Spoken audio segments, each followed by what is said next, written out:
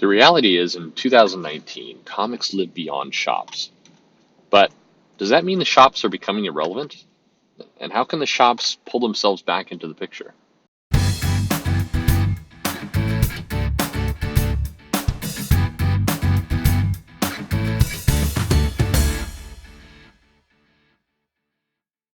Hey there, this is Perch. Talking a little bit about comic shops, and I've done a number of different predictions and places that shops can go and ideas shops can try. But I want to get down to just one of the core facts of comics.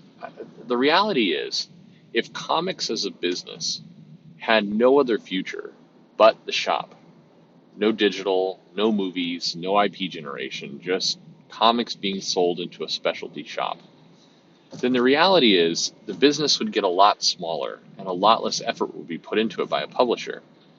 A lot less creators would be interested in pursuing it. Because at the end of the day, the distribution to local comic shops, specialty shops, is tiny. The publishers, the creators, the whole business is really counting on the fact that these comics will get collected, will get turned into trade paperbacks, graphic novels, will become kind of the source for movies and TV shows and streaming service projects, and they'll have another life. And I think a lot of people across the business, creators, distributors, publishers, everyone, they're kind of waiting for the other shoe to drop. And what I mean by that is they're waiting for somebody to step in and really reignite the distribution channel for comics. So take books for a minute. If you can go back to the late 80s, even the early 90s, you had a lot of bookshops. If you went into a shopping mall, you'd have at least one, usually two. You'd have, in the central part of the U.S. And kind of the West, you'd have Walden Books and you'd have B. Dalton's. And it was pretty common that malls had two, three different places to buy books. And there were magazines and comics in there too, but books were in a lot of places. And then things squeezed. You had Barnes and Noble, you had Borders come in, and the two of them kind of pushed out the little guys. So the world became these giant bookstores and then these tiny little kind of independent mom and pop type shops. And what we're seeing now is the big brick bookshops like Barnes and Noble and Borders. I mean, Borders is already gone, and Barnes and Noble is on the ropes, about to go. It means that the world of books is retreating back to just kind of a independent bookshop. And those guys will always do well because they have a nice clientele, but they don't have volume. It's not like lots and lots of books are going to get pumped through that channel. So is the idea of paper books dead? Well, of course not, because Amazon stepped in.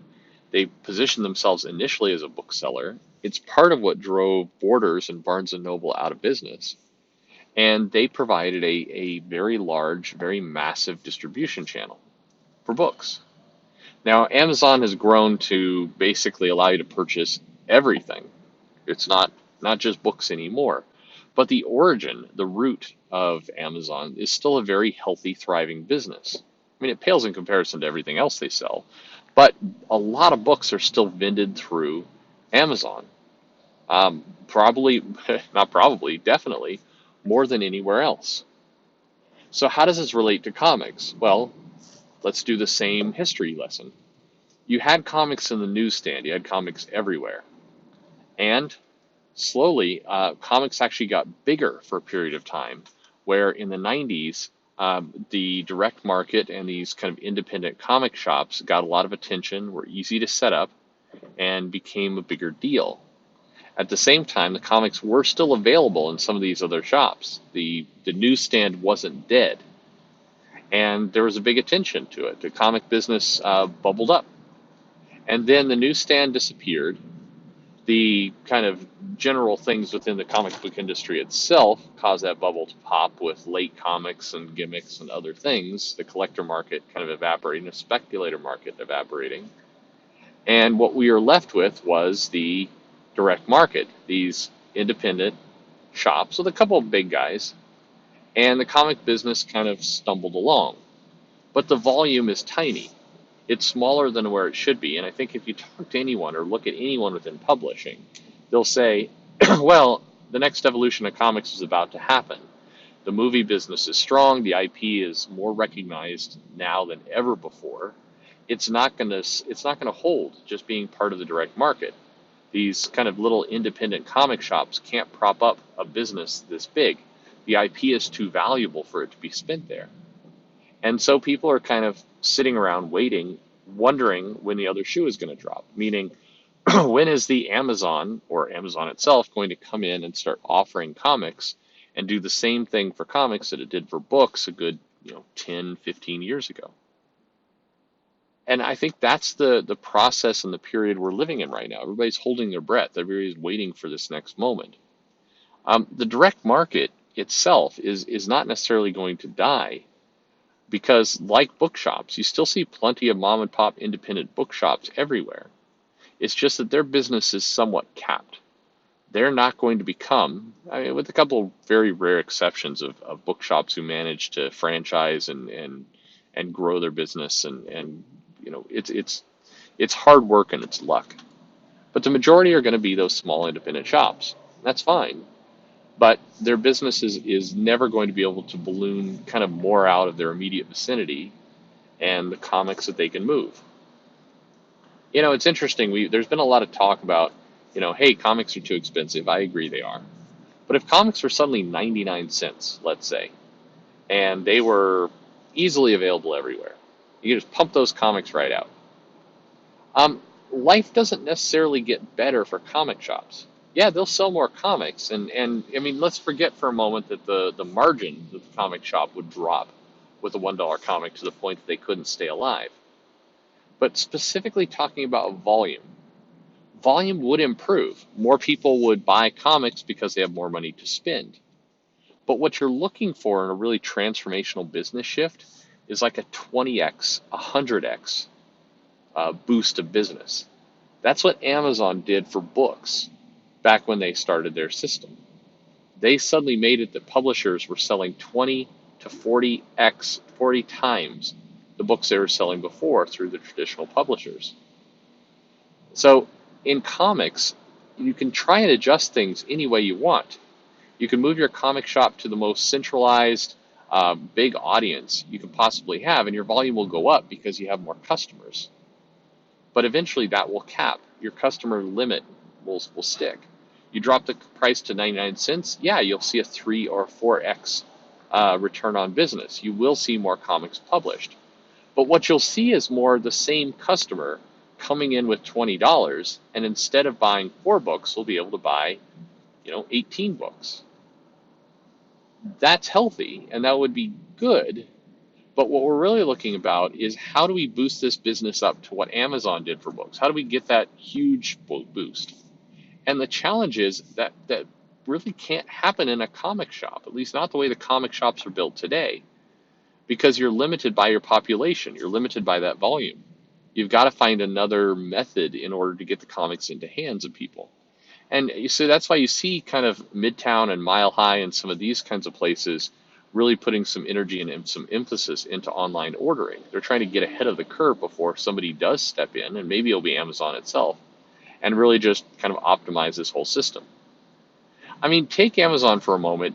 How hard would it be for Amazon to start offering subscriptions at a discounted price with, quick delivery? You have Prime.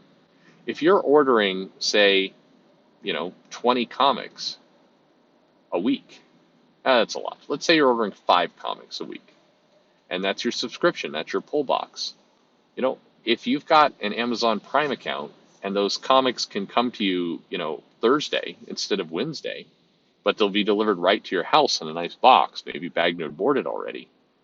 Are you likely to buy more comics? Are you likely to subscribe to more things? I think that's the trick that we've got to have for comics as a business to grow. And everything I'm saying is, by the way, harmful to those small businesses. It's going to make it harder for them to exist. Many still will exist, but it's definitely taking away from their business. So you might say this is anti-comic shop. It is to some extent, but it's also pro comics staying alive and comics growing. Because if you're able to go onto a recognizable source, like Amazon, And you're able to just look at a list of comics and click the ones you want to subscribe to and not worry about it. And every week, maybe one day delayed on Thursday, a box just arrives with your comics. So you never have to leave your sofa. That's the kind of stuff that's going to grow business. Getting recommendations like you just bought a Lego Spider-Man set and you might like a subscription to Spider-Man for, you know, $30 for a year. And people will click and buy that. I think that's, first of all, I think that's critical for our business to grow just overall volume, because that's our problem. It's volume. You hear a lot of videos and a lot of people talking about any number of things, social issues, prices, outrage topics, all this kind of stuff. It's all nice and it all matters, but really, at the end of the day, volume is the only thing that matters. We need to get more people buying comics, more volume. And I think this is really kind of the only thing that will do that. And so I wonder at times how many creators, how many pros, how many publishers, marketing people, distributors, how many people know this is where it's going and are just kind of waiting for it to happen. They're just kind of frustrated in some ways that it's not coming faster. Because another thing that I think really counts, all these efforts right now to broaden the audience, to bring in diversity, to have different stories that are being told, the challenge is you have to have the volume to go along with it. Because otherwise you're throwing these ideas at a very small volume of people, and a volume of people who are already pretty hardened in terms of what they like and what they don't like.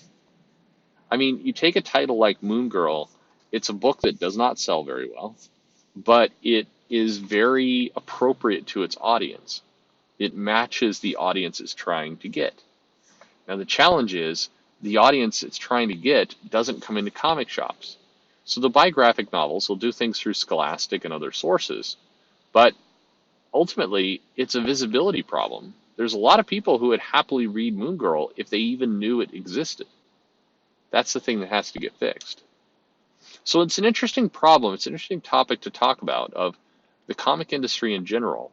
How does it grow? How do we get more comics into the hands of consumers? And is everything I just talked about around online ordering and rapid delivery and growing the audience that way, isn't that inevitable? When does that just happen? Anyway, food for thought. Let me know your comments below. What are your thoughts? What do you see? How do you think the comic industry grows, or does it grow?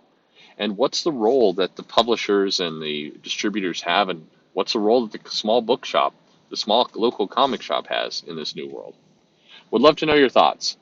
Like, subscribe, hit the bell for notification, tell a friend if you wouldn't mind, and follow me on Twitter at Comic Perch. Thank you for listening.